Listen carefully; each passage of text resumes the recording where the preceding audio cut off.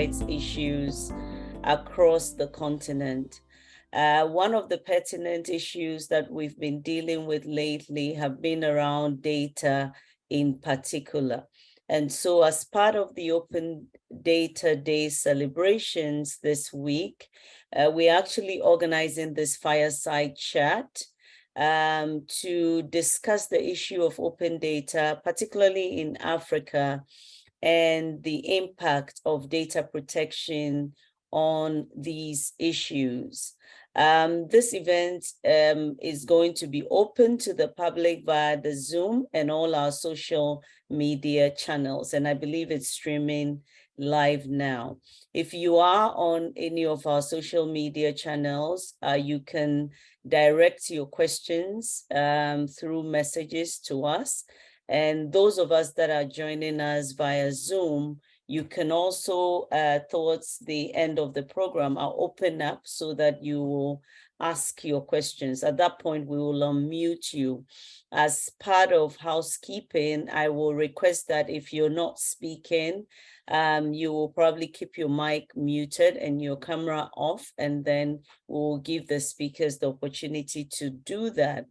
Today, we have with us two eminent gentlemen. Kags. Al is the Executive Director for Open Data Institute, and I'll give him the opportunity to Open Institute. Is it Open Data? Am I lost?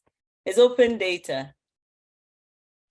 It's the Open Institute, and we work on Institute. Yes, I always just say Open Data, and it stuck with me with the Open Institute. And Mr. Omar is with the Ghana Statistical Office, and also the representative from Ghana with the UN that is looking at, opening of data for innovation, particularly around the SDGs. I will just, without saying much, I'll just give Al a few minutes to just properly introduce himself and what he does, because I don't think I can do a better job than he will. And then you come back to me. And then when Umar comes as well, we'll give him that opportunity. So Al, over to you before we start this conversation. Thank you very much. And it's a real pleasure to be here with you at the Africa Digital Rights Hub. We are big fans of your work over in Ghana. The Open Institute is a 10-year organization. It was started here in Kenya, but it works in different parts of Africa now. And a lot of the work that we do involves open data. Open data is actually where we started.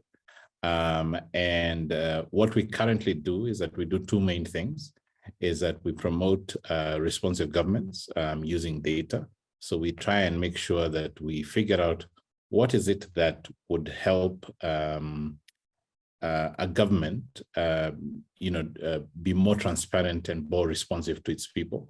And whatever it takes, whether it is knowledge, whether it is resources, whether it is technology, whatever is the obstacle that they cite, then what we do is that we try and figure out how we can best assist in that respect. The second thing that we do at the Open Institute is we work on active citizenship, where we try to promote active citizenship. The argument that we make is this, that a lot of times we publish data and make it available to citizens, but then on the other side, citizens are not prepared, are not confident, are not educated enough, are not, they face many obstacles that then stop them from actually using the data to their benefit. So what happens is sometimes the data is used against them rather than for them. And so these are the things that we try and make sure that we handle. The third aspect of what we do is kind of supporting, which is the data governance aspect, which is where we think about data protection, we think about how data is governed, we think about how people's data is protected, and that sort of thing. So that's generally what we do, Teki. Thank you so much, Al. So without our theme for today's fireside chat is protecting data and opening data. The reason we chose this theme is because a lot of the time we get, particularly as Africa Digital Rights Hub, working in this space, dealing with issues such as data protection and privacy, we get a lot of questions around whether or not we are, promoting or pushing for policies around data protection, which will hinder the opening of data. And so we chose this topic particularly with yourself and with someone like Umar that work with data and are well versed in the open data space to really explore one, whether or not it's a conflict between these two areas, protecting data and opening data. If there's no conflict, what does that really mean? And how do we really build synergies, particularly between data protection and agencies that also have to deal with the issue of data and opening data and the benefits that opening data comes with. So Al, let me come back to you again. From what is really open data? So I think the best way to start discussing open data is saying this, that as citizens, we are the bosses of government, and it is something that cannot be debated. We are the ones who government is working for. The biggest analogy that I tend to use when I do my community meetings is that if I have a shop and I set up a shop and then I get Teki to come and manage the shop, I can't simply just walk away and forget about the shop and never come and take stock, check how sales are doing and that sort of thing. I have to regularly come and find out how things are going, isn't it?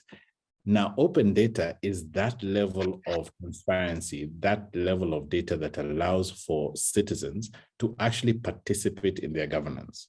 The real goal of open data is to try and make sure that development happens together with the people and with them, being part of that process. Now, so what we then do is that we work with governments to try and identify the data that is not sensitive. When the biggest concern that I've had when talking about open data with governments is, but not all data can be public. We must make sure that we do protection of sensitive personal data. We must make sure that we do protection of defense, security, that sort of thing. When we are talking about open data, we're not talking about that. What we are talking about is, how many schools do we have in Ghana? How many hospitals do we have in Malawi? How many roads need to be tarmacked in Uganda? How many farmers are farming in Nandi County in Kenya that need fertilizer? What is the level of dairy that we do? All of this information that is not sensitive, but that basically allows for an investor to figure out how to invest in a country, that allows for the country's public sector to have a better structure, have a better understanding of what that country is, and then it enables for us to allocate resources more accurately and better. Where open data then meets with data governance is where, of course, you go and collect data from citizens, or even data that comes from for example, a hospital. You're going to protect personal information that comes out of that hospital, but the aggregated information that comes out of that hospital is really important, especially if it can be open. For example, we will not say that our Kags went to the hospital and needed antibiotics, but we will say that there were 10 people who came to the hospital who needed antibiotics, and half of them did not find antibiotics in the hospital because the stock was not enough. That is important information that then all of us need to know, and we can then advocate for government to allocate better resources towards that hospital and make sure that there's enough antibiotics for even those people who did not find it. That sort of information. That's the value of open data. Sorry, I think you're muted. After how many years, I'm still not used to this. So if I'm getting you right, open data is essentially looking at more aggregated data than maybe individual specific data? That's right. So open data just wants, what you want to open up in any country is that you want to open up things like population data. There's absolutely no reason why national censuses have the most, the data is so aggregated that sometimes it is difficult for you to make sense of it. For example, in Kenya, we have wards. If we could get population level data that allows us to understand what the population is like in a particular ward or in a particular village, it would help us to know how much, how many houses in that village have electricity, how many don't, how many then have televisions, how many don't, how many have running water, how many don't. This is information that can enable us to support support us to make to make better decisions where governance is concerned, and so on and so forth. That is the goal of open data, as much as possible. In terms of where open data is most used, open data is most used where development is happening. So open data is the most useful tool for development, is what we like to say. You all, why is it that normally, because from my perspective, based on what you have shared right now, I don't see the conflict, right, between opening data, and particularly when you want to look at something like data protection, protecting, let me be specific, personal information. So why do you think that we continue to come to this, call it conflict of opening data and protecting data? Where is the challenge really coming from, based on where you sit? Let me answer that by telling a story. In 2011, we decided that we will approach the Kenya government and try and get them to open data. And at that time, it was still a very novel idea. And most countries in Africa had declined. In fact, many of them were very wary of it. When we went to see our president, then President Kibaki, he listened to the idea and he said, yeah, I'm good. I'll give you a date when I want to launch. Basically, he moved beyond the digitizing and the organizing and so on and so forth. He said, I'm going to launch it on this particular day. So suddenly we were going for a launch, and he gave us 8 weeks. So this is 8 weeks of running around to every ministry and saying, we've agreed with the president that we're going to open up all non-sensitive data. Please give us this data. Now, you know that government generally publishes data in PDF form.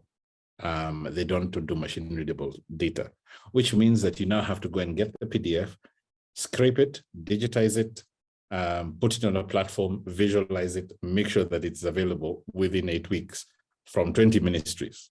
And, I don't know how many parastatals. It was quite the run. And we had to do it, and it was quite interesting because of the fact that we were able to, run through the process and get that done. 3 days before the launch, 3 days, we are told that the launch is off. Remember, we've been working feverishly all this time. So we go back to see the president, and the president is there with the internal security minister, who says that the government operates on the Secrecy Act for a reason, and it is not possible for us to just release data to everyone. This is data that is going to be used by the rest of the world, by white people, by the West, and so on and so forth, to have espionage against us, to control us, and so on and so forth. And we try to explain that, look, in the world, people use Google Maps when they want to go from point A to point B. For you to be able to use Google Maps, you need 2 sets of data. One, you need land data, which includes roads data, buildings data, and that sort of thing. But in addition to that, you need traffic data. This is all that you need to be able to sort of do Google Maps. And so he said, what if our young people were going to create their own version of Google Maps that was going to be useful for us here on the continent? How will they be able to do it if they don't have access to it? Because the Googles have the power to buy the data, to go and apply, to go and do the lobbying and so on and so forth. But what if we have young innovators who are able to take our data and actually make something out of it? So we couched it in the context of employment, job creation, and so on and so forth, and driving innovation. And the president again felt that he could go with what we were saying. So he said the launch is back on, and 3 days later we launched. And Kenya became the first country in sub-Saharan Africa to do this. Fast forward a few years. We had our elections last year, and what the court had ruled the previous election cycle was that elections happen at the polling station, which means whatever results happen at the polling station, that's the one that you go with. Kenyans from all over were simply glued to their phones and screens and just watching for the results as they were coming out of every poll station. And because of the fact that the actual image of the form with the results was published, people were able to do their own arithmetic to actually confirm who won and who didn't win and that sort of thing. And that was a strong progress. It has now become culture that even places like the central bank will publish our debt data, which previously debt was considered sensitive data, but it no longer is. As we are going towards trying to achieve the SDGs, it becomes necessary for more and more of citizens, more and more businesses, local businesses to have access to data, more and more investors to have access to data so that we can be able to make the right kind of investments in the right kind of areas and allocate the right kind of resources to them. The only way we do that is if we have detailed data. Now, the things that we need to protect are fairly clear. We need to protect anything that involves national security, of course. We need to protect anything that involves sensitive personal data, of course. But we all know that we all use mobile phones, for example. And our telcos, for example, have access to a lot of data that they're able to use themselves. And they're able, in fact, to aggregate and sell to other people what we call big data. And that data is then used towards creating new things. Imagine if big data was actually being used for purposes of development as well. Imagine if it was available to more of people. Life becomes so much better because of the fact that people are able to find insights and make life better for human beings. One of the biggest points that I was making last week at the UN Statistical Summit is that we must remember that behind data is actual human life, and human lives are impacted by when we use data properly. That is so well said. I've taken so many notes here, and I really wish Omar had been able to join us, because this is where I would have brought him in on, because I know that the Ghana Statistical Service have been doing some work with the communications sector, and to what extent they've been able to use this data and how meaningful it is. But you touched on something that I want to bring you back to. Particularly when you were working with the Kenyan government around opening data, innovation and opening of data. Did that help in any way? And to what extent? Ask the question. So where you were essentially engaging with the government to see the innovative prospects of open data, to what extent were you able to get that through? And many years after implementing that, are you able to see any direct benefits of that to innovation in Kenya? And to what extent, if there are some examples? I actually think so. I mean, there are a lot of, at least in Kenya, I have seen a lot of applications that have been done that are supporting farmers now. I have seen a lot of tools that are developed for education. So here in Kenya, we have, if you search for Elimo, you will find a number of online services that are actually supporting schools, that are doing the back office work for schools, that are providing information for teaching, that have put the syllabus online. All of these things are because of the fact that now we have allowed ourselves to sort of publish data and make it available for people to then take and use in better ways. Here in Kenya, I've also seen, and in several other countries, some really good health apps that have been developed that are supporting hospitals, that are supporting patients, and even helping patients to improve their record keeping and so on. Within, like this space. I think there's one called M-Afia that was actually being done here by some young people who developed one that is actually being used by many of the hospitals. It's a tool that allows for citizens to actually not only figure out, their own record keeping for health, and such that the data actually sits more with the patients than with the hospital. But in addition to that, that aggregates the information in such a way that other people can build off of that and do more. I think the final thing that I could say is that I saw an app a couple of years back that was helping to automate the dairy value chain. And that app was built specifically because of the fact that in Kenya, it is fairly easy for you to find dairy information through the Kenya Dairy Board and through several others. Well, it was at the time. I'm not sure whether it still is. I haven't checked in recent days. But what these young people were able to do is to build data off of that. And they're working with multiple counties to actually collect from the cooperatives what dairy information there is, productivity, number of cows, and so on and so forth, and build off of that to simplify the value chain and to ensure that more investors can come into the market.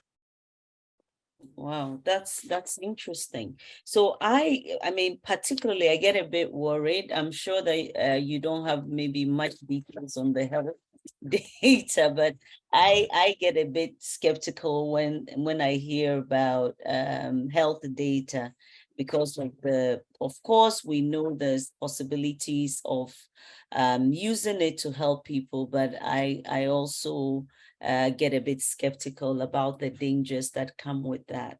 But in terms of, so you have faced in trying to get the Kenyan government to open data, you have faced some challenges, particularly around national security.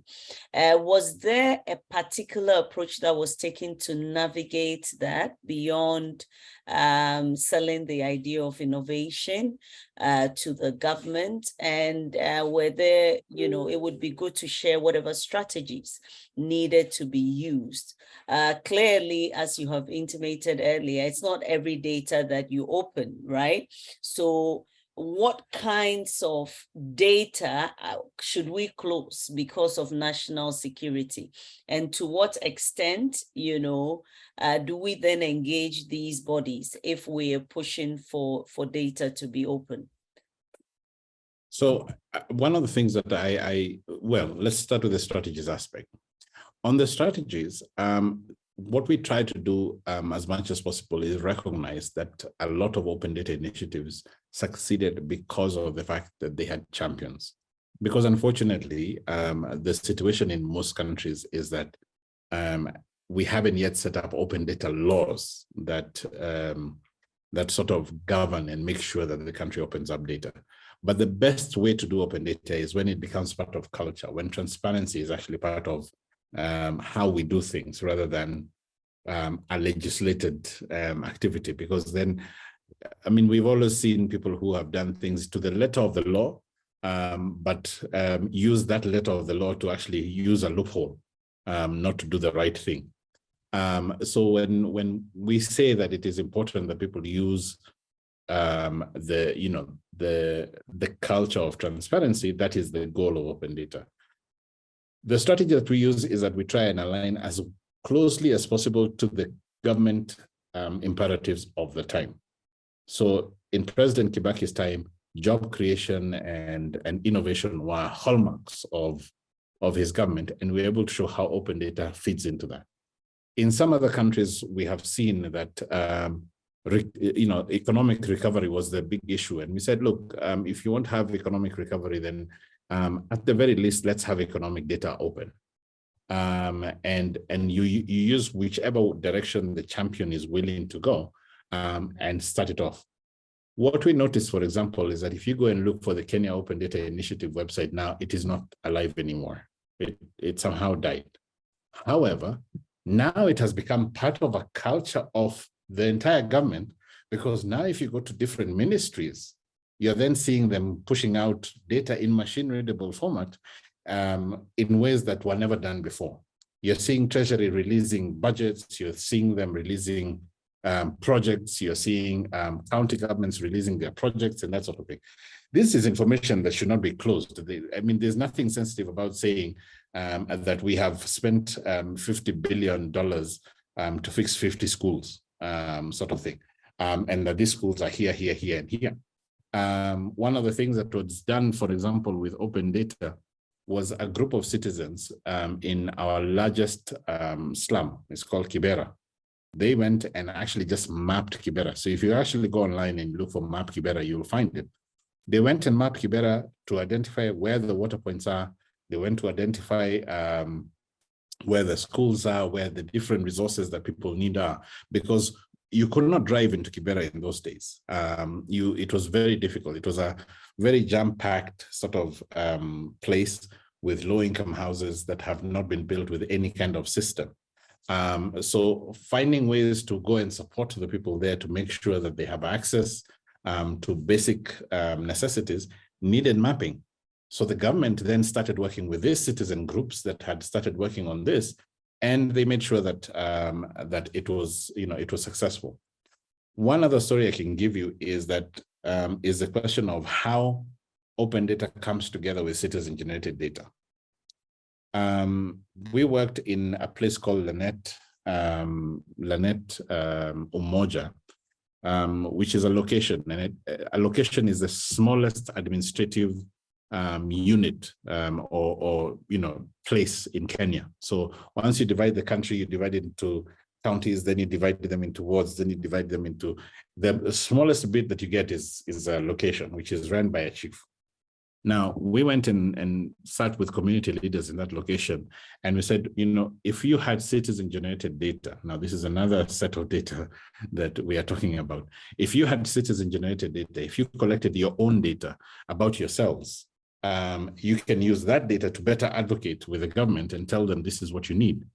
But because the government has also published the annual development plan, and with that, they have made available the budgets, you can compare your needs to what the budget is and actually make a coherent argument for them to support you. So what then happened was that the community leaders went around every single household and collected data about how many houses have water, how many are sharing toilets, and so on and so forth. How many houses were struggling with insecurity, who has been to hospital lately, and what they treat, and where did they go, and so on and so forth. And they had all this administrative data that within their hands. When they looked at that data, they clarified a number of things for themselves. Number one, they clarified that where they thought that they had problems with water, they realized that actually they have problems with clean drinking water, which is a different problem altogether. And so what they did is that they then were able to say to somebody who wanted to come and put a borehole, don't put a borehole because we have enough boreholes. What we need is a solution for clean drinking water. And so this person went away and came back again with water filters for every single household. There were 12,500 and something households, and he was able to put a water filter in every kitchen. That is development. That is something that comes out of data. One of the other things that they realized is that majority of them were older people who have a lot of the chronic illnesses, blood pressure, they're suffering from diabetes and so on and so forth, and they need medication on a daily basis. It was very expensive for them to have to go for the medication because there are no medical centers in their area. They have to pay the equivalent of $2 each way to go into town, buy the medication, and come back. And so what they then did is that they called the governor of their county, and they said that we know it is your responsibility to put a hospital here, so put a hospital here.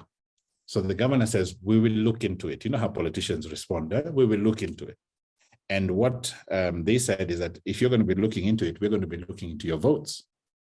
So the governor tried to explain and said, well, you see, the problem is that we don't have the money to be able to build this hospital. Now, this is where open data comes in. The governor had already made data on their budgets available, and some of the citizens had actually read the budgets. And so they put up their hand and said, Governor, you actually do have the money. In fact, last year, you returned the money back to the exchequer because you didn't use it to build the hospital. And it was earmarked for the hospital here. And so the governor then had to talk to his people. And then they figured out what the problem was. And he came back and says, actually, yes, we have the money for building, but we don't have money to buy the land. That is why we are not building the hospital. So somebody puts up their hand and says, we have a space that used to be used for a cattle dip in our village. We no longer use the cattle dip. Why don't you use that land to do the hospital? So the governor says, well, yes, I could. You just need to give me a change of use agreement saying that you as a community have agreed that I do that. They say, well, Governor, go for lunch. Over there, we made lunch for you. By the time you come out of lunch, you'll have your change of user document. Today, they have a hospital. So what I was trying to illustrate with this story is the fact that we've got citizen-generated data where citizens themselves get their own data and they use it for themselves, and they make whatever it is that they want public because it is about them. You've got administrative data that is actually useful for development. The issues of hospitals and medicines and so on and so forth. That's administrative data. And then you've got open data that the government had already made available the budgets, and citizens were able to use it to make the necessary argument. Imagine for a moment if that budget information was not there. Nobody would have raised their hands to say, Mr. Governor, you actually do have the money for this thing, and you're not able to do the hospital. Today, they would not be able to make the arguments that they need to make. This is the kind of thing that we hope can be done across the continent, across the world, where citizens actually are able to find information, they're able to find data, and they're able to do the basic analysis that allows them to say, we understand where your budgets are, we understand where these projects are, this is what you can do with it. Thank you. So let's come to another controversial domain, protecting the data. Because I think I really love the stories and how real this is. And clearly there are, a number of significant benefits that open data will have for our governments and all of that. But, most of our countries also have laws such as data protection laws. There's sometimes laws also around cybersecurity, which to some extent also make certain requirements of certain kinds of data. There are also, other laws, as you've mentioned, around national security that also prescribes to what extent what information can be shared and for what purpose. So all these put together is in a way trying to protect some of this data that you're talking about. In your experience, how have this been done, or how can this be done in an effective way? Because those of us in the space, we say that there must always be a balance, of releasing enough information, but also of protecting the information. And if you look at all these three areas I've mentioned, there are real reasons why we also, to some extent, have to protect the data. So how do we build that synergy which is required to make this happen? So I think now on the question of data governance and data protection, a couple of things must happen. There's a couple of building blocks that we must get right. The kind of data that we need to protect, number one, the first kind of data that we need to protect is sensitive personal data. You should not be able to know anything about me as a person. You should not be able to make any information that is around me as a person public. This is a simple thing to do. However, we sometimes as citizens need a lot of education, and that's building block number one. We need a lot of awareness and education. I don't know whether in Ghana or in some of the other countries that are represented here, there's a book that we call the Book of Truth here in Kenya, or I call the Book of Truth here in Kenya. Every time you go into a building, they require you to go and write your name, your identity details, your mobile phone number, where you're from, where you're going, and so on and so forth. Mm-hmm. And somehow we never know what actually happens to that information. I call it the Book of Truth because of the fact that I never tell the truth in that book, because of I don't want it to be understood. But can you imagine how many people actually just put the actual information? There's a lot of awareness that needs to go into getting people to ask the question, where are you going to take my data and what are you going to do with it at the end of it? And how is it helping you? In some buildings here in Nairobi, in fact, they're even taking biometric data where they take up your picture before you go into the building. You're only just going into a restaurant for dinner and somebody is taking a picture of you. Why would they need to do that? Why would they need to take a picture of your ID card? Those sort of, why would they need your biometric information? It's very scary. So laws need to be in place so that they protect sensitive personal data that is about me personally, that is not anonymized, that can enable you to understand what my life is like, and so on and so forth. That's the first bit. And that's where I align with you when we're talking about health data, for example. I go with some kind of embarrassing disease. Here in Nairobi recently, we heard that there was super gonorrhea, for example. If I got super gonorrhea and I go to the hospital, I don't want it public. I don't want anybody else to know about it. And I have that right to make sure that that information is protected. Now imagine a situation where that hospital actually made that data open. That is a problem.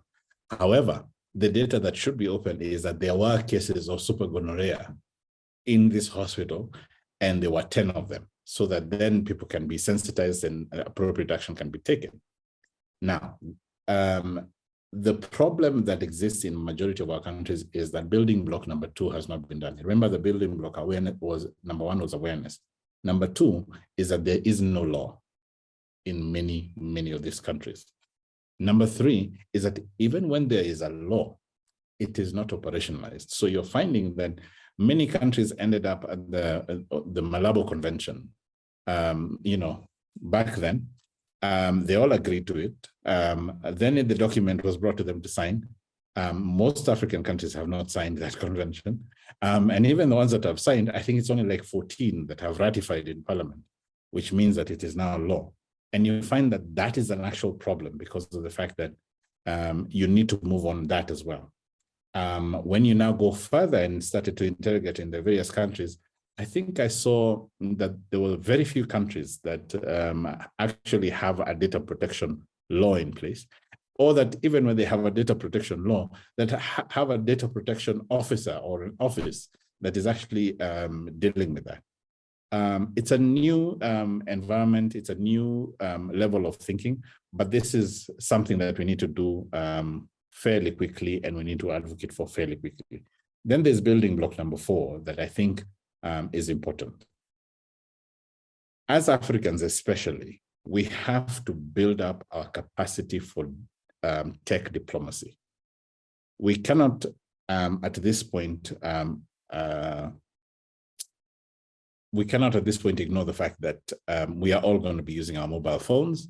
We are all going to be using our computers, and that ChatGPT is a reality in our lives, and we love it. And we love the fact that Bing is now going to tell us, write our essays and all of these things. But as it is doing that, it is also mining a lot of our information and a lot of data.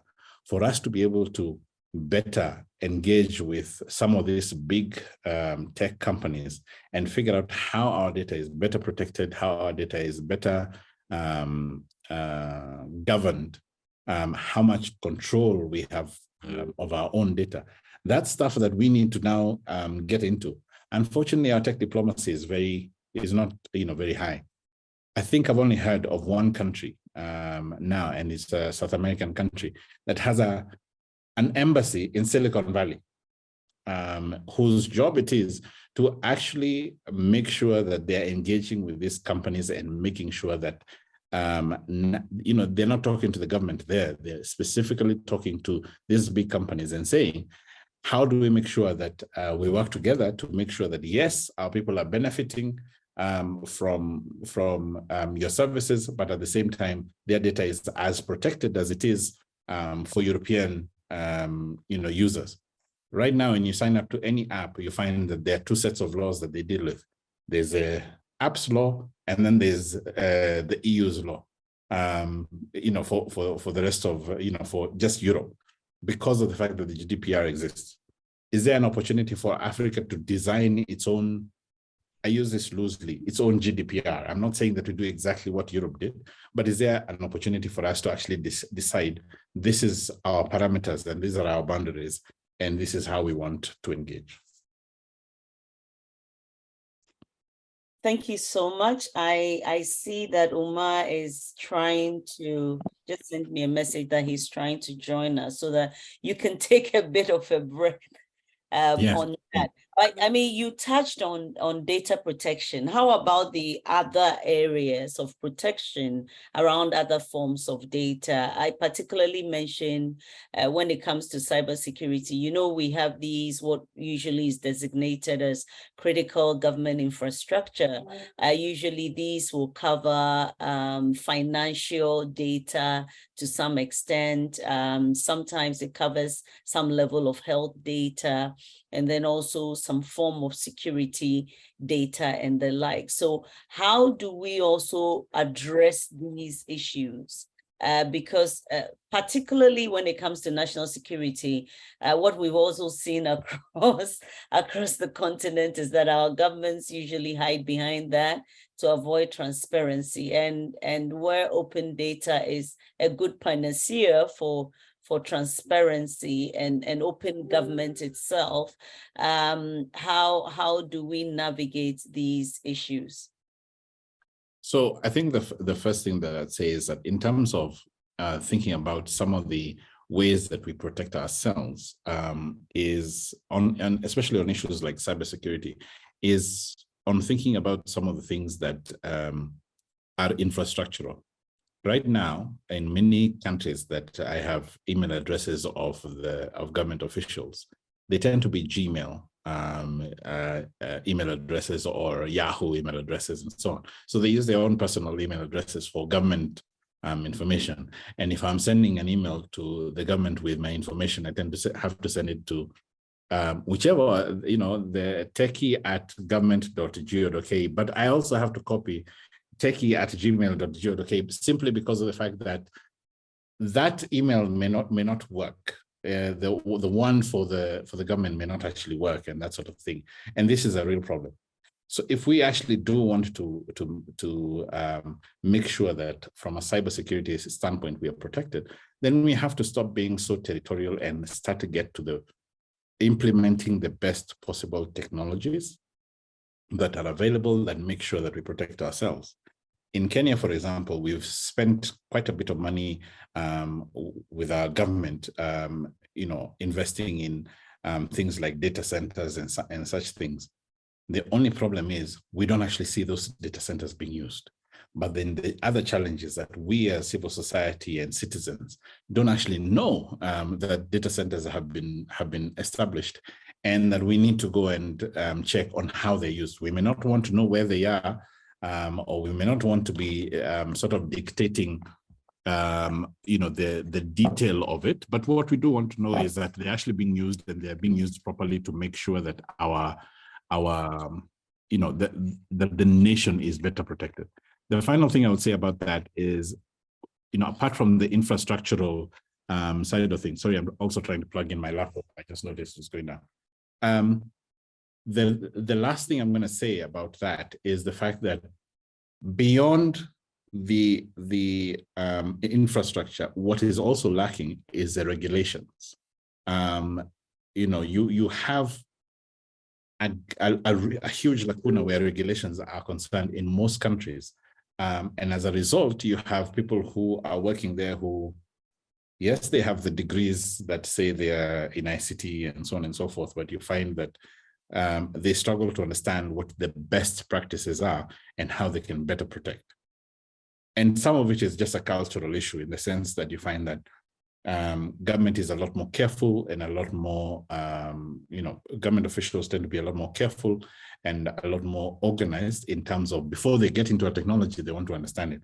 However, the world is going so fast that sometimes by the time they understand it, it's obsolete, sort of thing. So these are the challenges that we have to deal with.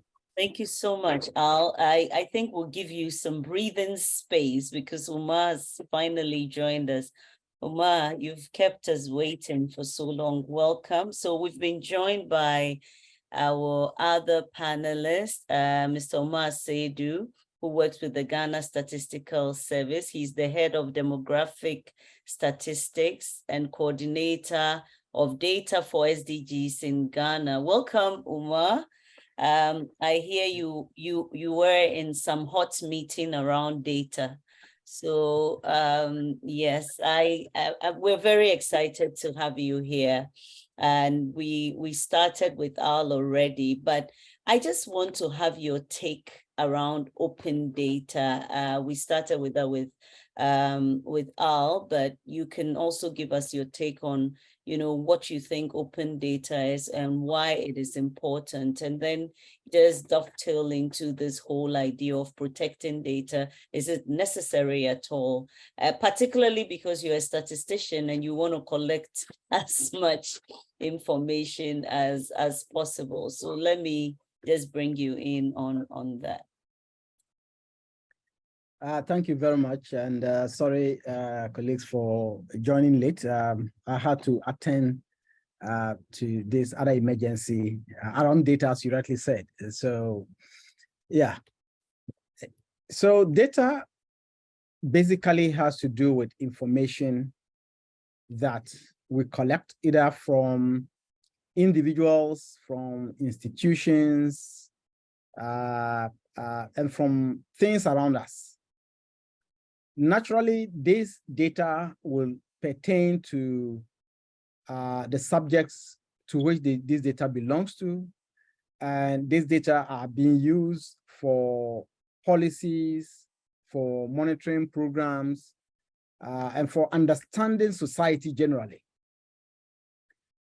These data are meant to be good in terms of public good, in terms of being used to inform public programs and policies to make the lives of everybody better. But the flip side is that this data can as well be used to harm the public, to harm individuals, to harm establishments and businesses. So it is for that reason that while data is, having a lot of data is good, it is also important to appreciate the fact that, making access to data a bit restrictive in some cases is important.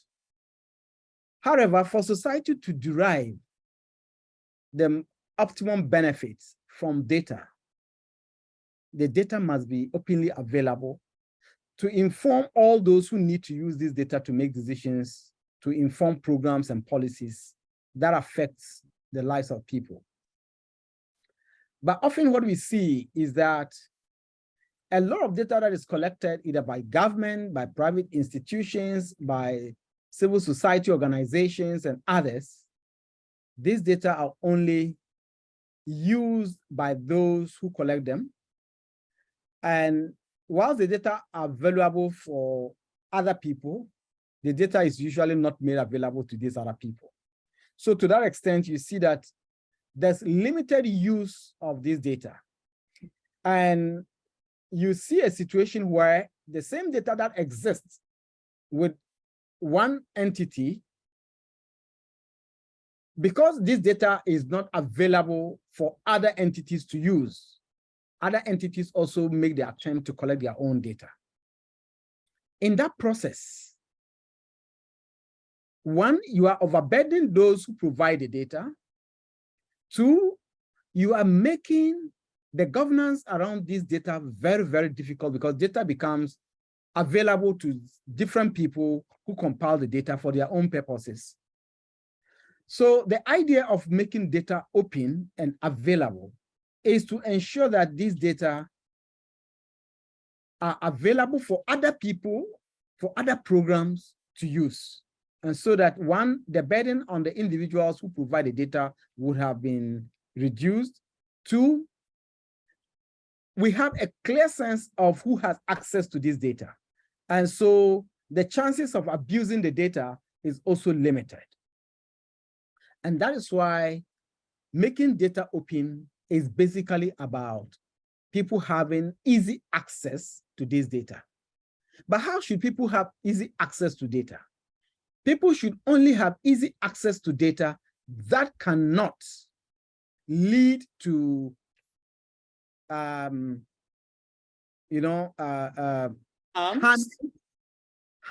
the people who provided that data, or the institutions that provided that data, or the establishment about which the data pertains to. And so there should be some guidelines, some rules that are used when data is collected and when that data has to be made openly available. As much as we advocate for data to be available, and then the safeguards are very important. And that is the only way next time around you come to Omar to ask me to provide personal data, to provide it. Because there has never been an instance where I see data about somebody else or an institution being abused. And so I have the trust and confidence to provide the right data.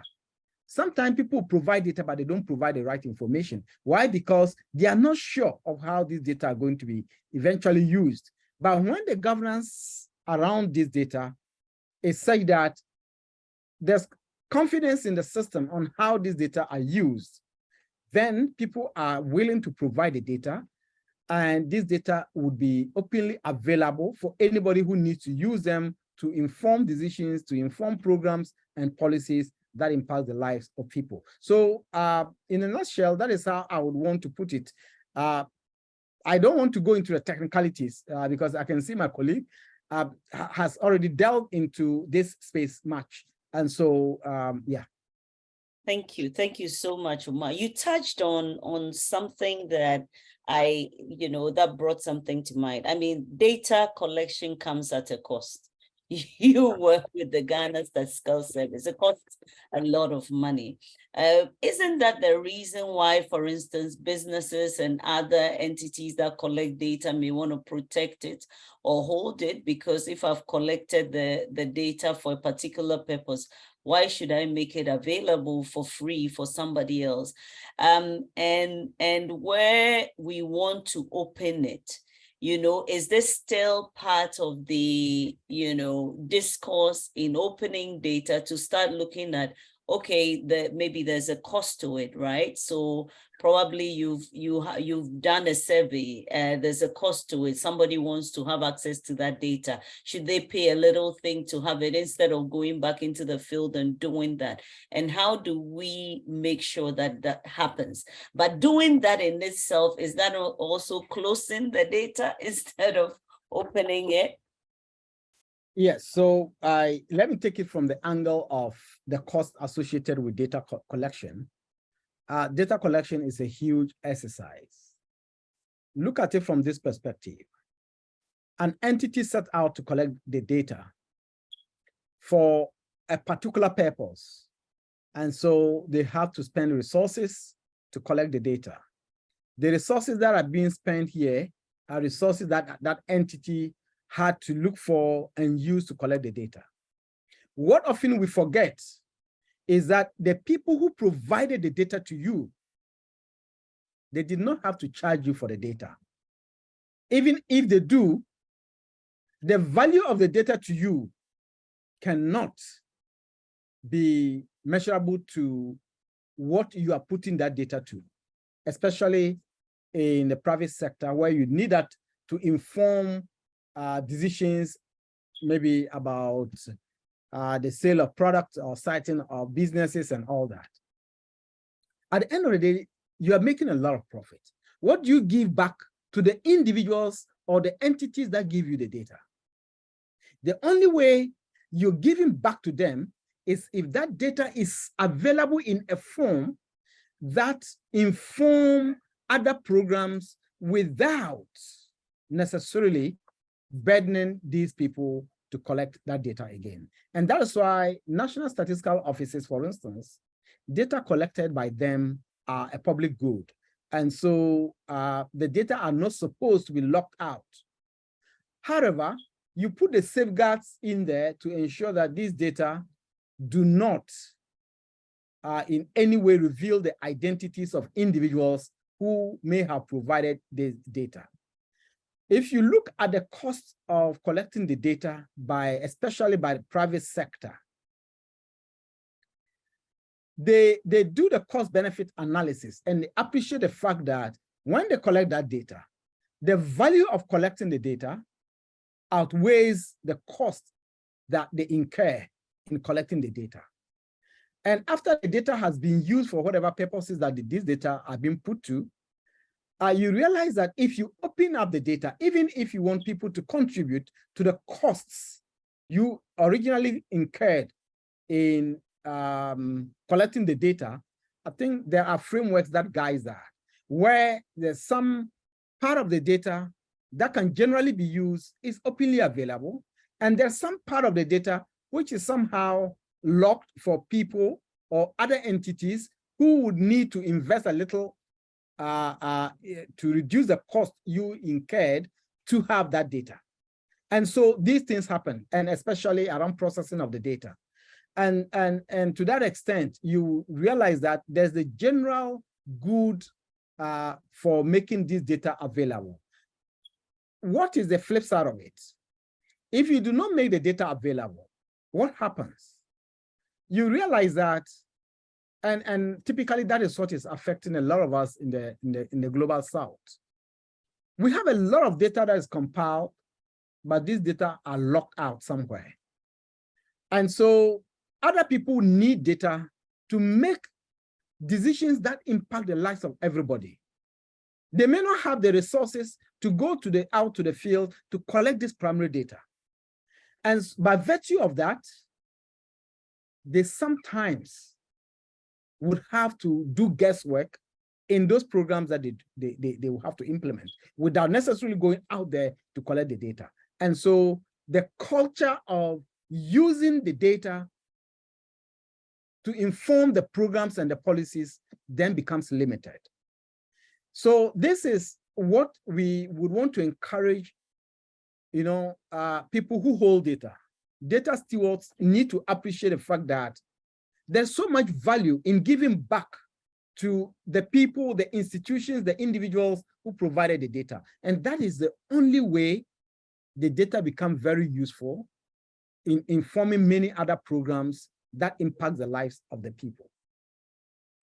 Thank you so much, Omar, and I'm glad you're bringing this home to roost, because Al had actually given extensive examples about Kenya and how opening government, particularly opening up data, led to innovation and led to significant changes even in communities.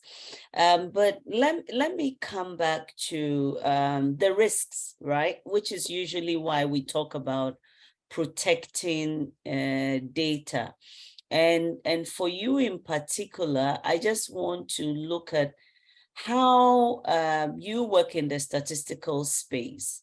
You've worked with individuals in terms of giving you data. You've worked with businesses and other third parties to access data and other forms of information. How do you navigate the typical challenges that we face in this space if we have to open data? And Al had earlier reiterated challenges that sometimes come around issues like national security, challenges that we see around the use of personal data, and data protection, the issues around cybersecurity, and designation of certain kinds of IT infrastructure as critical infrastructure, particularly around maybe financial data, health data, and also including some sets of sensitive or highly confidential, let's say, government or security information on the country. How do you deal with that? Okay, let me just use this analogy. And I can see your background, very beautiful. Now, look at any of those buildings behind you that are used for either residential purposes or for business purposes or for commercial purposes. Now, having put up this structure, which is meant for habitation, which is supposed to protect you against the environment and blah, blah, blah, blah. But you add a dimension, protection against other human beings. And that dimension you add is because there is a system where there is the fear that some other people who are ill intent probably may intrude and either harm you or take away your belongings. So for that reason, you are putting some protection around that dwelling. It's the same thing with data. Data is a good thing that is good to be made open. However, if you don't put some safeguards around it, there are some scrupulous people out there who may want to take advantage of this data to harm other people, either by defrauding them or by doing some things that are not good, generally. So to that extent, you put those safeguards. Secondly, when the same dwelling, and typically about the background again, then I can see a swimming pool. The swimming pool probably may be for public use, but you realize that you understand the fact that there are some dangers of the wrong people going to the wrong parts of the swimming pool. Some places are deep, others are shallow. You want to designate some places for children because if children go to the parts that are deep, there's the potential danger with that. And generally around the pool, you want to engage someone who would be there so that in the event that someone slips or somehow the person can easily jump in and save that fellow. Why do we do this? It's because we have been informed by the same data that these are potential challenges that exists. And so that is why in some cases, the potential risk makes some data, because the risk associated with the leakage or the misuse of such data is so huge. So for that reason, you see that there are some data that are classified high-risk data, and for some reason, either by governments or private entities, they would not make those data easily accessible or available to anybody. Then there's the part of the data that is made available. But even with that, what are the safeguards to ensure that if Omar is thinking evil about Teki, and I want to use her data to do some things that are not good, I cannot easily identify her. even if I make the data openly available. So in the case of national statistical offices, for instance, we collect the data at the household level, at the community level, and we do what we call enumeration area demarcation, small area where you have around 400 or 500 people living. Interestingly, in the census data, no country would ever release the data at that small unit level. Because, for instance, if you pick that small unit of about averaging around 400 people, there may be only 2 medical doctors living there. So if I give you access to the entire data chain, and you see that you are looking for a medical doctor in that location, and you can see in the data there are only 2 medical doctors, then you know it is this person or that person. Of course, some other data within that would also lead you to that exact person. And so you want to make the data available in a way that maybe you go beyond that small geographical location to a little bit higher threshold. So once the data becomes available at that threshold, it is a lot easier for you to make the data available, and no individual will be identifiable. And so, for instance, in our business establishment surveys, we publish the data by type of businesses. But a lot of times, when we are publishing businesses about the data of maybe certain products, you know, there's only one, let's say, aluminum manufacturing company in Ghana. So we will not publish it that way, because you would immediately know that it is exactly. And so you would want to protect some variables that will not make it easy for someone to identify that particular entity, but then some other part of that data becomes available. So usually that is how we work around it.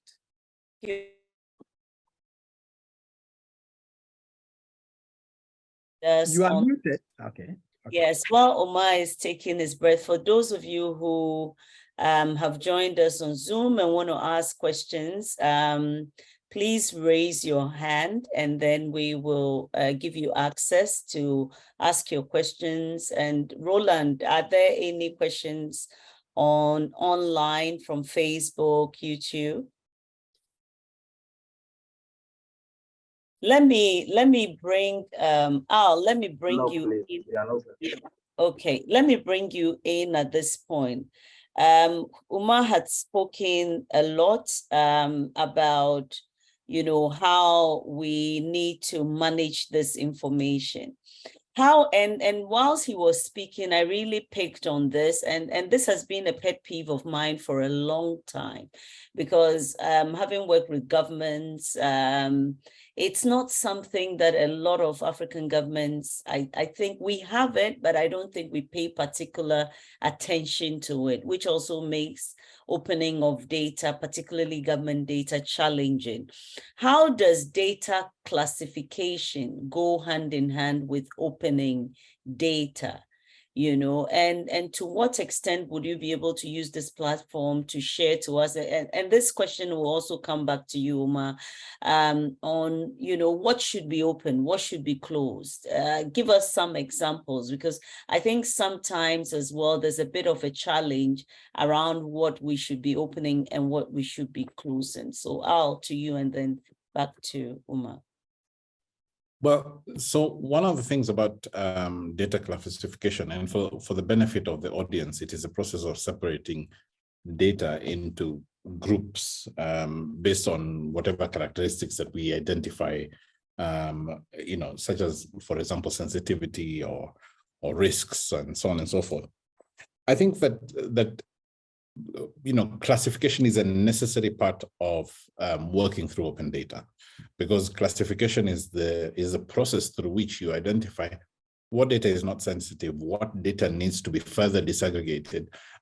It's kind of like what Omar was talking about in terms of, do you release data for a village that has only 400 people, or do you release data that, you know, at a slightly higher level where you have, say, 15,000 households, and therefore it is a lot more difficult for you to identify a person in there. So these are the kind of things that you have to go into in terms of data classification.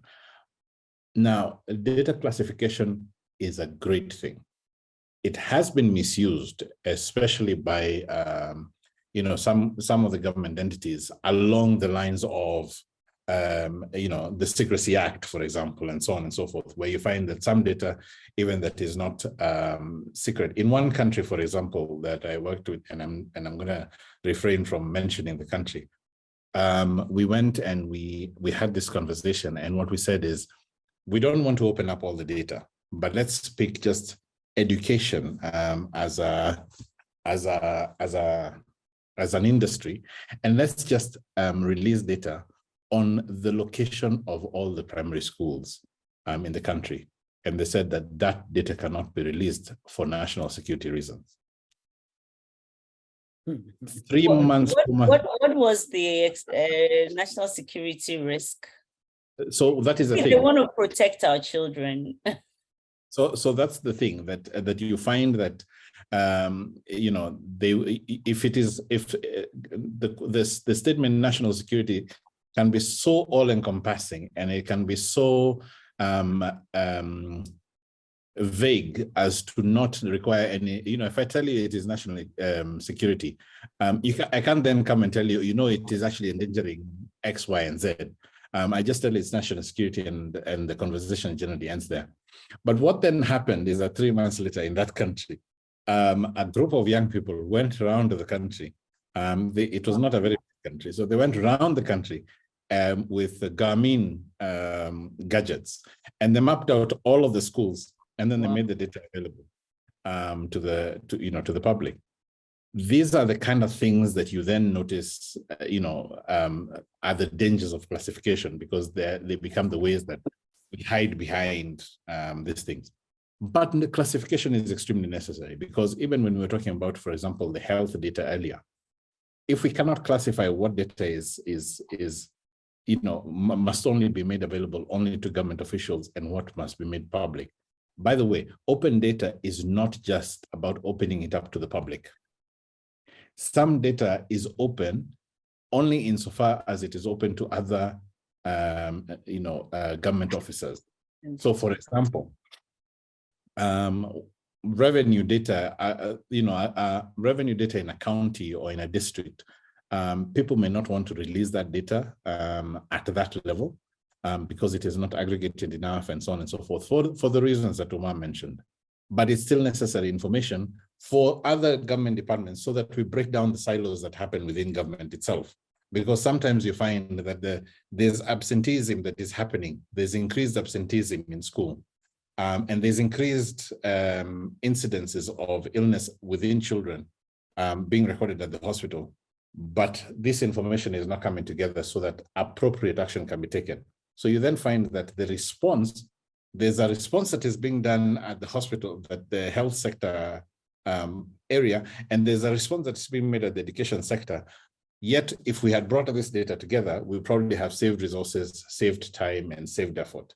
So classification must happen, and it must happen in a way that enables better use of data and enables. Sometimes we feel that we must protect ourselves so much. I liked Omar's analogies. Sometimes we can build so many walls and put alarms and put guards and dogs at our gates such that nobody ever wants to come and visit.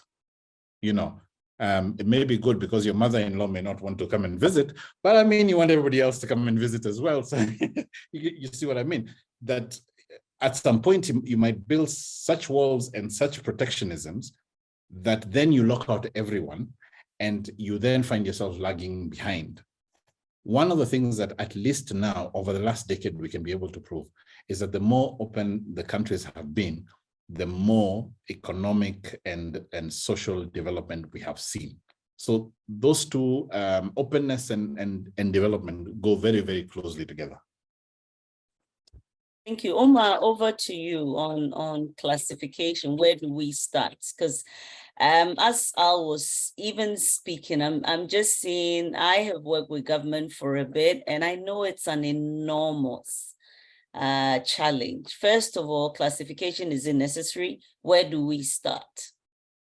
Yes, and I like how I'll put it. You see, classifications are very important. And so you will need to to define it properly. I would want to look at it from the angle of qualification of the data handlers themselves. Unfortunately, in our part of the world, often people who handle data, one, may not understand the value of that data they are handling. Two, they may not understand what part of that data is data that can be locked and what part of that data should not be locked. And if you give them, an open check, as Al said, even some data that is not supposed to be locked, somebody for some reasons will decide to lock it up. So look at it from this. Look at a country like the USA, many other developed countries. There are documents, government documents that are classified, right? So you need certain level of, some people. Clearance. Exactly, some level of clearance for you to access some information. These are all data. And because the structures have been well laid out and the governance structure around who can access data up to what point is well documented and laid out, it is a lot easier to open up a lot of data and also know which data should be locked and which one should not be locked. Unfortunately, in our part of the world, typically, a lot of the data that are collected, you realize that in some cases, the people who are even handling the data do not really understand, I'm told not to make this data available, period. He has no idea why that data should not be made available. And so even for this person to come up with an argument about, okay, this is the type of data that we can say is classified up to level A or B, and this kinds of data are okay to make available. You see that they put everything in the same box and say this data cannot be made available. So for instance, in a lot of the data, the surveys that National Statistical Offices collect, they will never provide name. Of course, we collect the name as well, but that will never be made available. Now, there are other characteristics about the individual that would only be made available through aggregates. And that is when you see that it is easy to identify those individuals. And so with that, then you already begin to draw the line around which type of data should be classified in which way, so that people can access those parts that do not pose much risk of being used or being abused. And those part of the data that are high risk. And the high risk data, as Al said, it's not everybody who needs that data. It's not a general public. In some cases, it is people who will understand that data and make some kind of, inferences from that data who need to have that data. Then you can say that this level of data can only be made available to people or organizations or institutions who actually understand data and understand the risk involved in misusing that data. And in that case, often there are a lot of documentation that are signed before those data are made available. And so that in the event of something, the person knows that, yes, I stand the risk of being taken to court if I do not use the data well, because that data is highly, it's a high risk data. So this is the kind of classifications, but the bottom line is about the systems, setting up the systems, because we have been using data without setting up systems.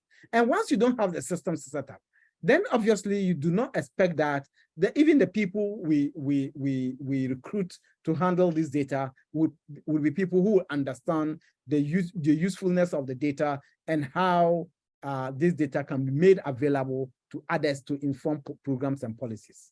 Thank you. Okay, thank you. For those of you who have joined us, if you have any questions, again, please raise your hand. Omar, you're touching on a number of issues. I'm going to come back to you. You said we don't have it, but clearly we need a lot of policies, right, to really govern this issue of data classification. And I think that it's extremely important for Africa when it comes to opening up data. But Al, let me come to you. Who should be responsible for these policies? And you know, I'm saying that because at the end of the day, if we should be able to get a lot of this information out, then clearly we must start sanitizing the structures, the policies, and the systems around making data available. But who should be responsible for this? So one of the things that I think I'd like to touch on here with regard to that responsibility is this, that of course the responsibility will always be first and foremost within the NSO, within the National Statistical Offices. They will be the leaders, they will be the people who guide this thing. However, I think one of the first things that NSOs will have to do is to transform themselves into less being policemen of data and to being facilitators of data. A good example of the kind of activities that we'd like to see more is to see more multi-sectoral conversation around how those policies are developed. That's really important, where you have private sector, you have civil society, and you have the NSO, and the NSO becomes actually the convener of this conversation and making sure that by the time a policy is coming out, it is actually coming out because of the fact that it has input from all of the sectors. That's a really important thing. And to make sure that that is done in a real way, as opposed to a checking the box kind of way, because the three of us certainly have been in places where it is a check of the box sort of thing. In Kenya, one of the things that we have seen is we have seen the Kenya National Bureau of Statistics, together with the Open Institute, together with GPSDD, together with Paris 21, and many other organizations have come together and set up a technical working group on citizen-generated data. So there was a recognition that citizen-generated data can actually be useful and can be part of the national statistical system. But the KNBS had to now develop a set of guidelines that say, when you have developed your own data, you have gone and collected data, the way that it can be part of the national statistical system is if it meets this criteria. Then they went ahead and worked with multi-sectoral people again to make sure that that information is then communicated across the board. This is activity that then makes sure that the national statistical system and the data that is accessible by everyone within the country, when they come to the NSO, they will find data that is so rich and that is available on so many different nuances, even when it is not data that the National Statistical Office needs for purposes of guiding national government. Because sometimes not all the data that is collected is needed by national government. They need data about GDP, about GNP, and all this other, and the economic survey and the household survey and so on and so forth at a much larger level. But you may find that a hospital needs better data around their province or around their district so that they can make better decisions. They should be able to go into the NSO's platform and collect that data and make use of it in that administrative sort of way. So if we got the NSOs to actually change the model of the NSO so that they are facilitators, they are welcoming, they are, and they have come a long way, because there was a time that in many other countries, when you wanted to go into an NSO, you would be met with a no at the guard, right at the entrance. And then they tell you, go and write a letter in triplicate and state why you want the data and who you want the data for, and so on and so forth, and convince us that you're not part of KGB or CIA or something before we give, it was a very complicated thing. But now it has become a lot easier for people to get data and to work with the NSOs. So I'm recognizing that we have come this far. There's a little bit further that we need to go in terms of just making sure that it is a multi-sectoral approach that we take when we're going into this thing. Thank you all. Umar, over to you. Who should be playing that role? I think Al is pushing it on you and your organization, but who should really be playing this role? You're on mute.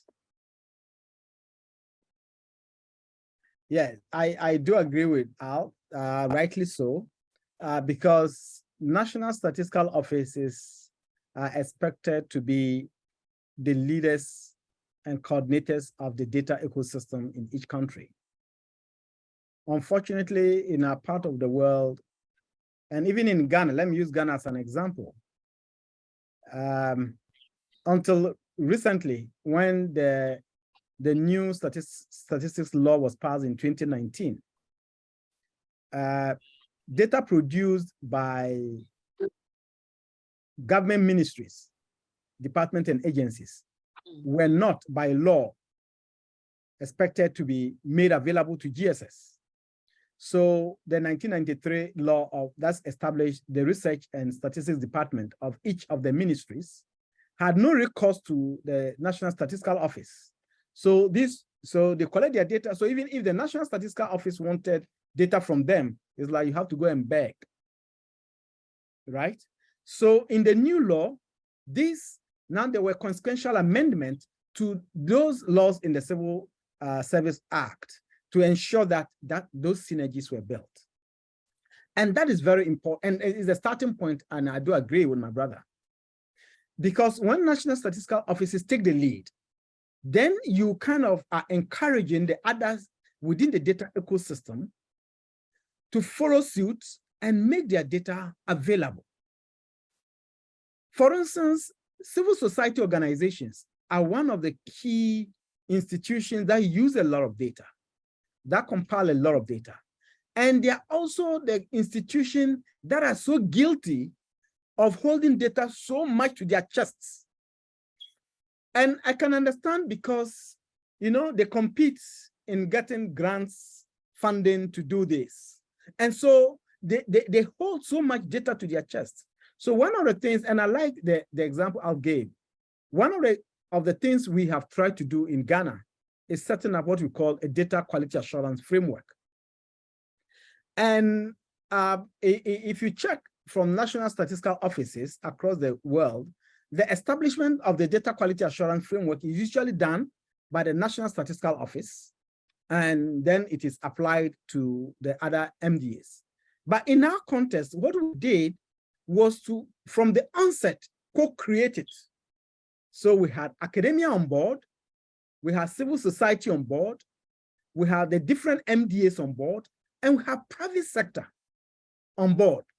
So the team that we put together, both at the steering committee level and at the technical level to develop the Ghana's DCAF was co-ownership. That way we believe that it will lead to trust building, it will lead to co-creation to the extent that there's buy-in in using this.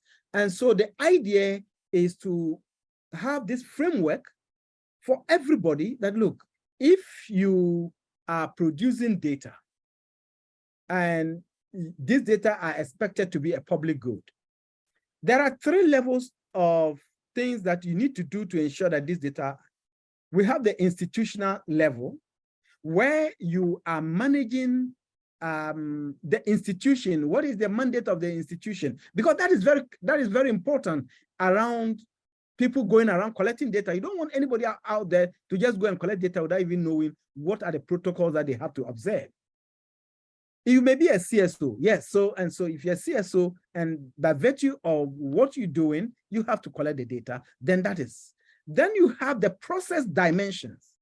In the collecting of data, what are some of the processes that you have to follow to ensure that you collect good data? It's not just about collecting data. If the data doesn't inform, is not good enough to inform policies, you have wasted everybody's time. Then we have the product quality dimensions. And then the product quality dimension, I'm only touching on one of them. One of them, which is accessibility, is if you compile the data and the data is not available to others, it means that you have not fully met the data quality dimension on accessibility. And so these are all things that, yes, national statistical offices need to lead the way. And once we lead the way, that makes it easier for the others within the ecosystem to appreciate and use it. And one of the things my team, we do in this year, for instance, is within the first half of this year, we're working with 15 MDAs for them to produce and publish data sharing policies. If you typically go to any ministry and they have data, they use the data, they make data available based on requests. But often people have no idea of which data they can easily request from them and what they cannot request. So the idea is to help them prepare this data sharing policies and publish it on their website as well as on GSS website. So people have a sense of, okay, if I have to go to Ghana Health Service, for instance, for data, this is the level of the data I can have. And so, and it makes it easy for people to program and plan.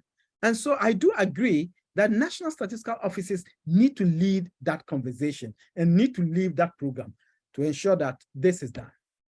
Thank you. Thank you very much. I think I have two hands, but let me throw my question out there before I come to those hands. You answer the questions that they have before you come to mine. But I want you to start thinking about open data and Africa Free Continental Trade Area. You know, so that's it. But Martin, you have your hand up. Roland, are you able to active so that he can speak? If possible, put on your video. Tell us who you are, where you're joining us from, and then go ahead with your question, Martin. Yeah, so good evening. So my name is Martin. Yeah, I'm calling from Kenya. I'm an international legal specialist working with the New Markets Lab on consultancy roles. Yeah, so my question is on personal data. So is all personal data sensitive data? And we draw the line in order to classify it as sensitive data so as to determine which personal data should be open or not. Thank you. I think, I don't know, I'll allow both of you to address this. Omar. Okay. Yes, so personal data is a big thing. When you ask me about personal data, any information I provide to anybody is personal data, which include my age. Of course, you can see Omar is a male, right? So that is, yes, it includes the gender. It includes many other variables. And personal data will include my bank details. Personal data will include my health conditions. Personal data will include some other social things related to me. They're all personal data. So that's why classification becomes very important. And for the purpose of which the data has to be used, different types of personal data would have to be in the equation. And so if you are doing research on health, of course, you need to know the height of Omar. You need to know the weight of Omar. You may need to know my blood pressure level. So these are personal data, but for the purposes of what the user is going to put that data to, then that person may be able to access that personal data without it necessarily being linked to Omar. So you don't have to make all that data openly available, because you see, it's not everybody who needs all that data. And that's why we say that once you understand what we mean by personal data, of course, the age is completely out. And so you use other strings to identify the individual cases in the data sets. But would you need to put all the variables? In some cases, we collect over 1,000 variables of data. You don't need to put all that available, but there's a limited distance that you can put out there. But depending on the uses and the purposes of the use, then that request can be made. And so you know that this request is made for this purpose. And that is why when the data is being abused, you can say, okay, no, you requested this data for these purposes. And so using it for these other ones, that eventually, you know, poses a risk to the data provider is not allowed, so that there is that balance. As much as we want people to have data, we need to be sure that even when we're talking of personal data, we understand what we mean by personal data, because as I mentioned, all what I said are personal data, but different parts of that can be used by different people for different objectives. Thank you. Thank you, Ma'al. In the context of open data, the simple answer to Martin is yes. In the context of open data, all personal data is sensitive data, and sensitive also with the thought that, well, it has to be treated sensitively. It has to be treated with the sensitivity of where is it that you're going to be having it. But in general, personal data is considered sensitive and therefore is generally excluded in conversations around open data. Just to add to that, Martin, in data protection, of course, there are clear categorization between usually personal data and what we call sensitive data. And that relates to the associated risk to the personal data. But to hammer on what both Omar and Al have said, usually under data protection laws as well, there are what we call exemptions or derogations with relation to information that is being used for research purposes and for statistical purposes. And even under these derogations, as long as usually the information is aggregated in a way that Omar has explained, that it in a way de-identifies or would not allow for re-identification or re-anonymization, that information to some extent is made open. But where there is that chance of re-anonymization,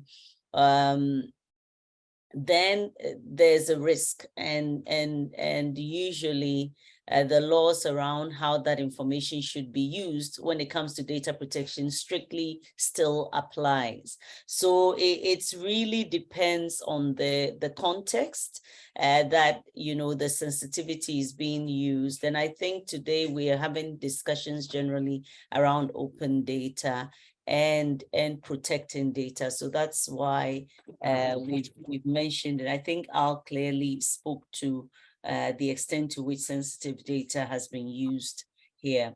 Richmond, please come in and ask your question. Okay.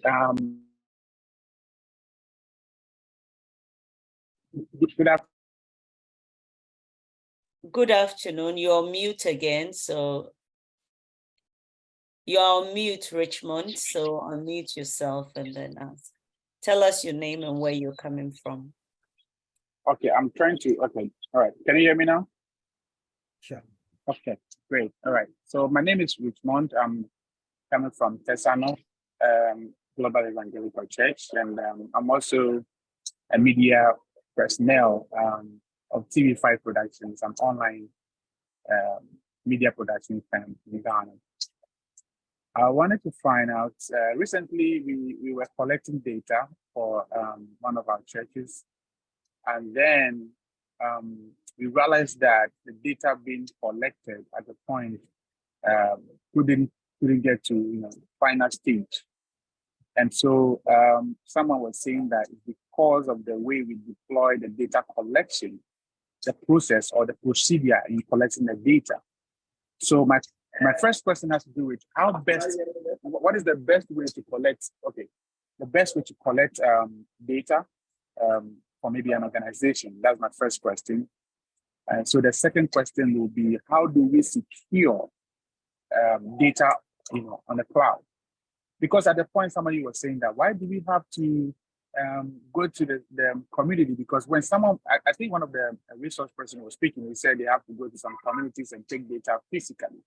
And so the person was saying, why do we have to travel to towns, regions to collect data? Why can't we deploy an online data collection platform so people can easily fill forms and then return to us? And we realized that will not be effective. There will be a little bit of data redundancy in doing that online. So so I want to find out what is the best approach in collecting data and making the data is appropriate. The third question has to do with how do people believe that our data that being collected is secure? For instance, there's one person who's a banker, maybe a lawyer in the church, and wants to kind of find out what data we are collecting is secure, and what platform are you hosting this data to make sure that data is secure? The last question has to do with what role do the data collection agency in Ghana play when it comes to collecting data or organizational data structure? What role do they play?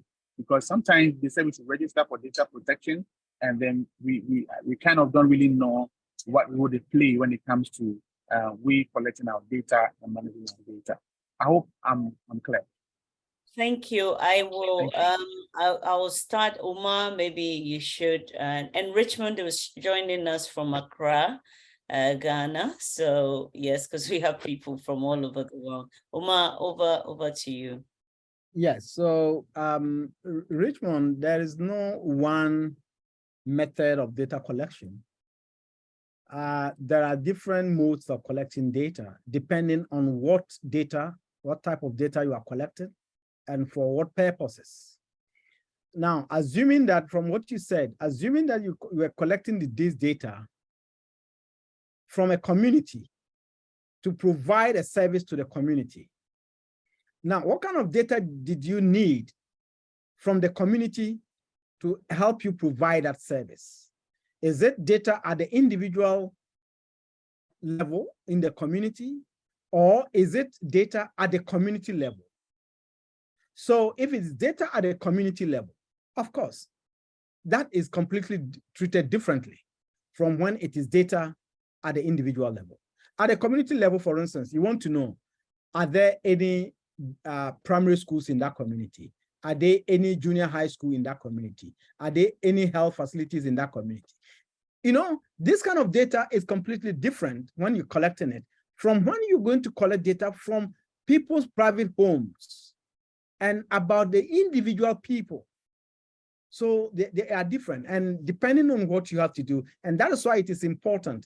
And I mentioned earlier that sometimes you have a situation that, we want to collect data because you probably have the resources, but it is important to speak to institutions. It could even happen that the data you need is already available, is already being collected, and that is the essence of open data. And so then we reduce the burden of going back to collect this data. And so that a typical example is we piloted a program using citizen-generated data. And actually, as Al said, we were actually the first country to do that within the African region, to use citizen-generated data to measure some sustainable development goals indicators, SDGs. We wanted to collect data on two thematic areas: solid waste management and gender-based violence. And our understanding was that we wanted to reduce the human interface in going to collect the data face-to-face, because on gender-based violence, there are already data collection tools. People go to DOFSU to report such data, to the police. People, we use sample surveys to collect the data. But of course, the sample surveys data is only aggregated at the regional level. And we wanted this to be actionable at the local level, at the community level. So what we did was to work with technology firms and develop an application. We call it Let's Talk Ghana. And we published this. But what we did, we understanding that people who may experience gender-based violence, some of them may not be using these Android phones and blah, blah, blah, and may not be able to use it to report. Some people may be using what we call in Ghana, yam phone. Some people may not even be able to read and write in English or understand English. So you have to make provision for different people. And that is exactly what we did. And as we speak now, that has become one of the programs that we have been discussing globally, and we are expected to support the global community to help fine-tune how to use citizen-generated data for some of this. Now, the second part of it is how can people be sure that their data is secure? Now, let me give you a typical example. You may laugh, I will not mention the name of the institution. There was one national government institution that needed data from another government institution. So the institution B, who is the holder of the data, came to inspect the facilities at the institution A, which needed the data. And he said, no, you do not have a secure system here for us to send you the data. We need to have a data system that is secure. So unfortunately, they also didn't communicate well. So when these people left, the next time they came back 2 months later to inspect the infrastructure for data security, Institution A had rather dedicated one office room and put burglar proofs around the room. And that was the security they were going to provide for the data. Meanwhile, that was not what was needed. And so, so you see, you want to be sure that, yes, the data you are providing, and that's why I said, depending on the type of data, the security infrastructure will be different. And so it is important that you speak with people who understand this, and then they can advise you, and you understand what kind of infrastructure will be more appropriate for the kind of data you are compiling. The third role is about GSS and the national institution, the role of the national institution in the data ecosystem. The National Statistical Law, Act 1003 of 2019, says GSS has the responsibility to provide leadership and direction in how data are collected and processed and managed within the country, and use that to support. So, which means that we are not the only people who are collecting data. The law recognizes the fact that others collect the data, but we should provide them leadership. We should help coordinate them. Unfortunately, when the coordinator is not, does not have the teeth, does not have, you have it in law, but you do not have the resources to coordinate. Because even, let's say the ministry you are going to coordinate has more money than you, they have more power than you. How do you, sometimes ask them to fall in line?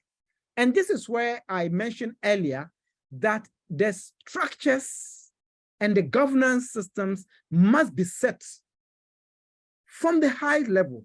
If the law is there and it comes out that, look, any institution like the Data Protection Commission is there, You are not expected to go and collect individual level data as an organization without registering with the Data Protection Commission.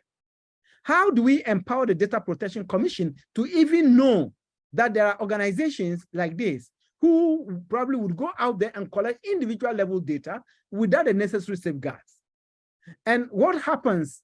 So these are all, it's a whole systemic issue that we need to deal with. But the starting point, I would urge any organizations that are working within this space to work with the National Statistical Office, work with the Data Protection Commission, and the other entities within the country that, help in this. And that will give you a great opportunity to collect the data, store it well, and use it for the purposes for which you are collecting the data.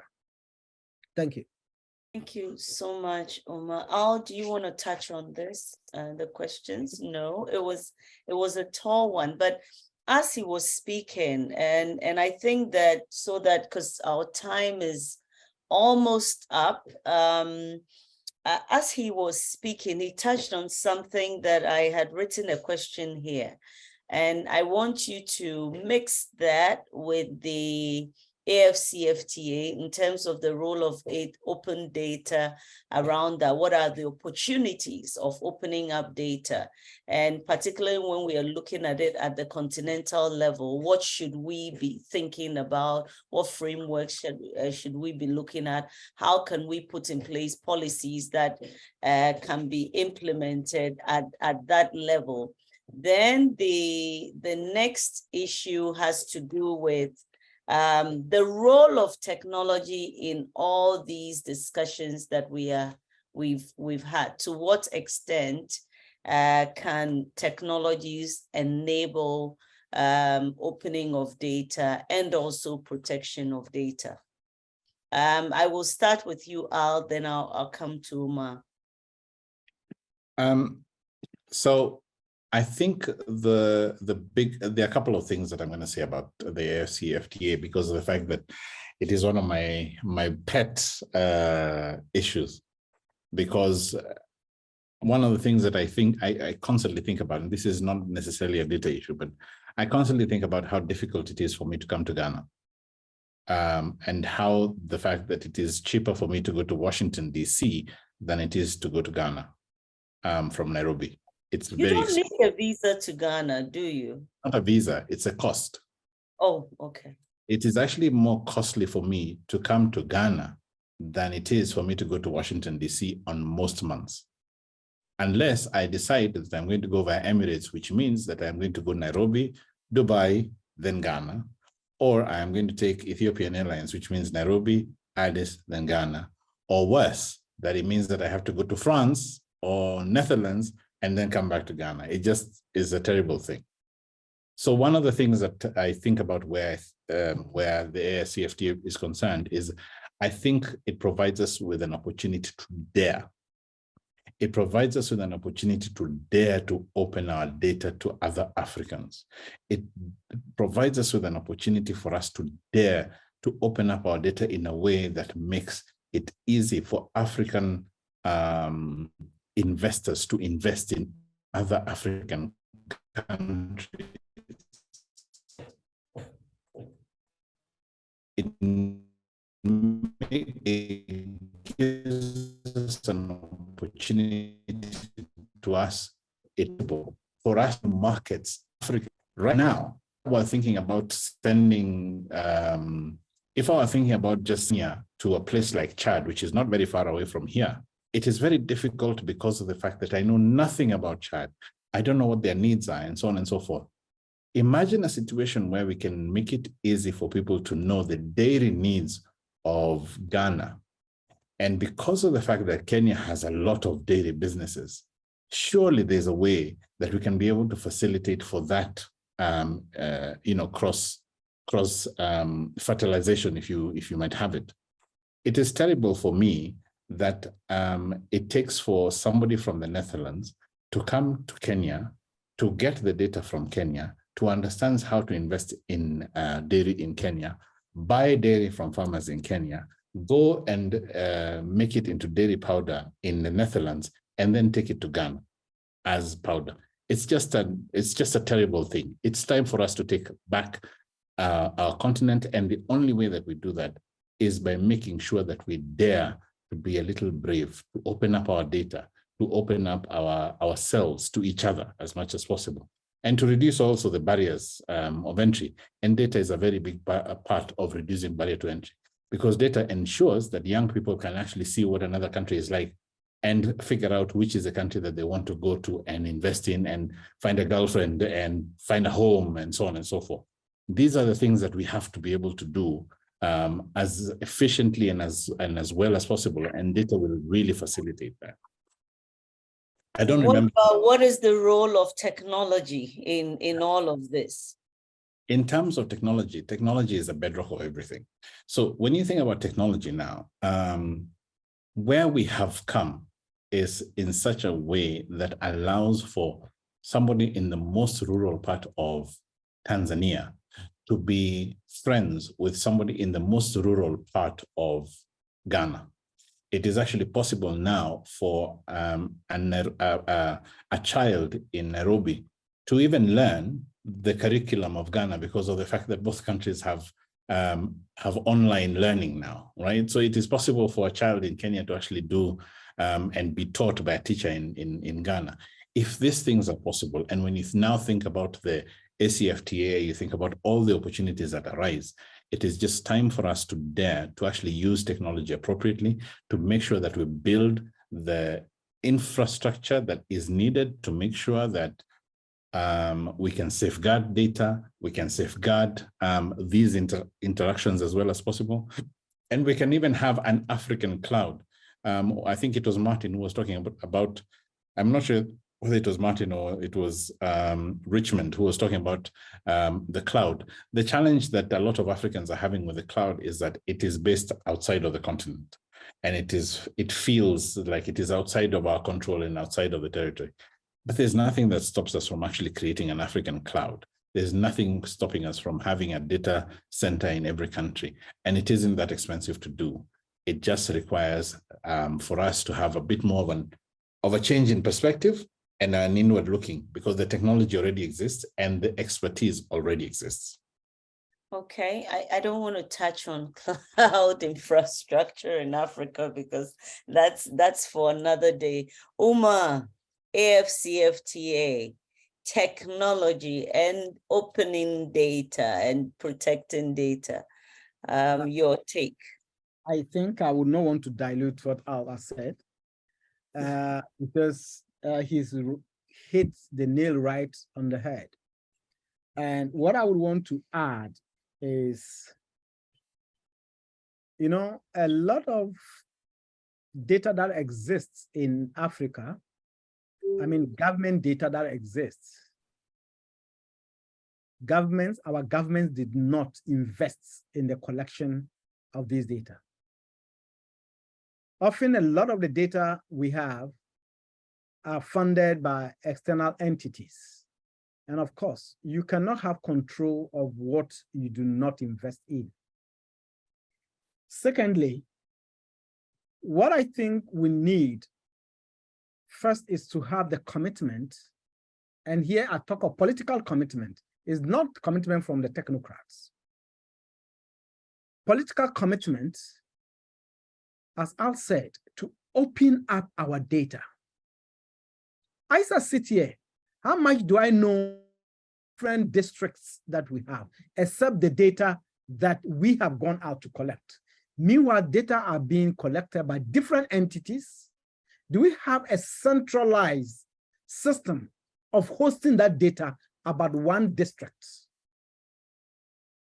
Because that becomes a platform where anybody who wants potentially to invest in your district goes there, have the background information of the districts, and then know the areas, potential areas where he or she can make investments. Do we have that? We don't.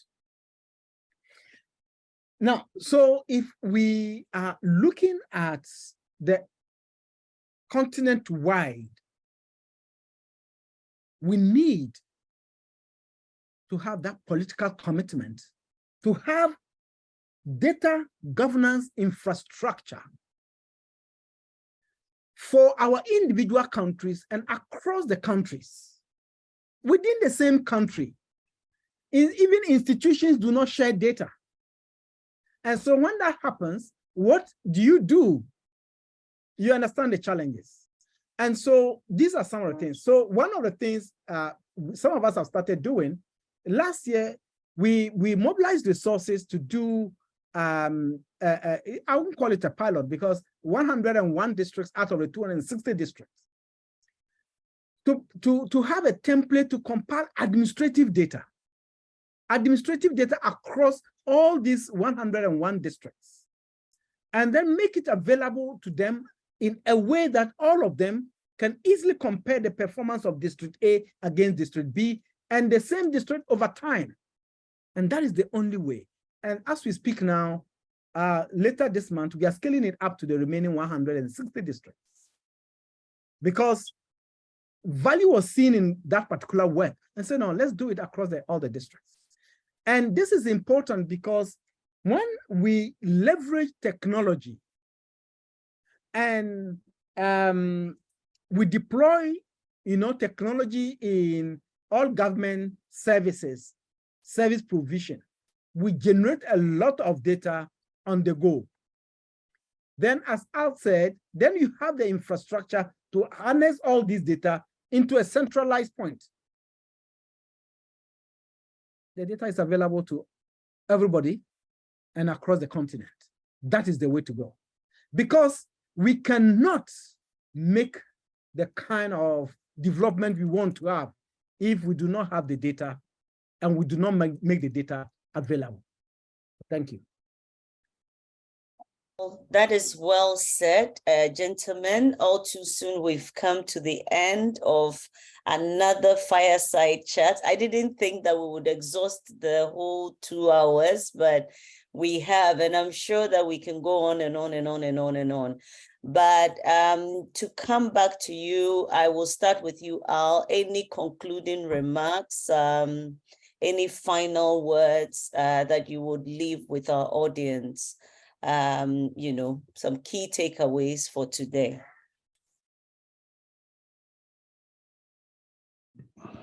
Well, there's definitely one thing that I like to say, and it's I think the biggest message that I came with here today is for us to remember that even as we are discussing data, it is not just an intellectual conversation. It is a discussion that affects human lives. It affects people. It affects prosperity. It affects health. If we were able to dare to do more with data, I think that we will be able to change a lot of our people's lives, and not just country by country, but across the continent as well. It is data that will enable us to empower people like artisanal small-scale miners across the continent, especially the stories that we've been seeing out of DRC. It is data that will enable us to empower less dependence on other continents and other countries with regard to food and so on. It's data that will enable us to take back the environment of our continent. So I would encourage all of us to be as brave as possible, to dare to open ourselves up and to use open data for development.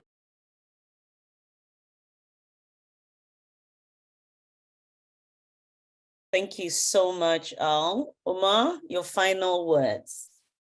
So I would want to say data accountability. Data accountability would be for us to hold our governments accountable for the data they collect and how these data are used to better the lots of the people. When we begin to hold governments accountable in that sense, then they would have no choice but to use the data.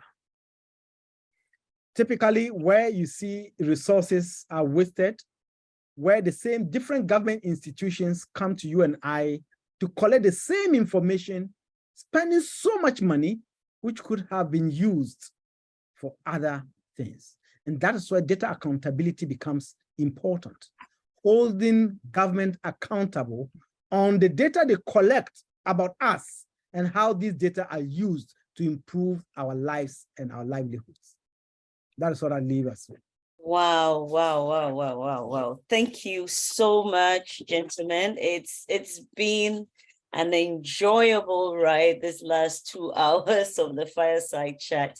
And as always, anytime I'm having these conversations with you, I feel like we have to come back for a part 2, because there's still a lot more questions that I have on my sheets here that I could be asking all day.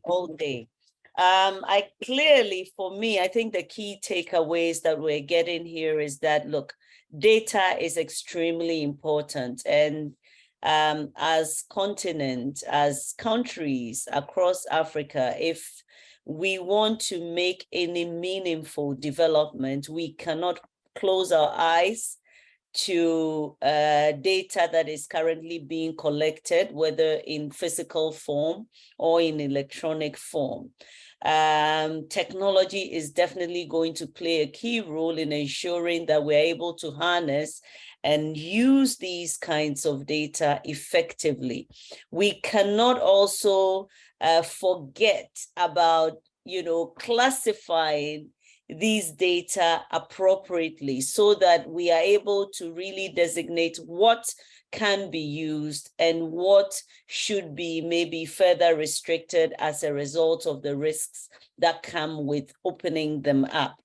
But I want to end on the note that these two gentlemen left us with, which is that we should remember that data is a discussion that affects real lives. It's not an academic exercise. And we need to do a lot more to hold our governments accountable and to ensure that we are putting to use all this information that is being made available through numerous platforms. Thank you so much, gentlemen, and thank you to our audience that have stayed with us here and those of you who joined us on our social media platforms. At this point, I just want to say bye-bye to every one of you. We'll come back to you again soon, and follow us on our social media pages for other webinars and fireside chats and conversations such as these. Thank you, and have a pleasant Friday evening. Bye. Bye. Thank you very much for facilitating, Teki. It was wonderful.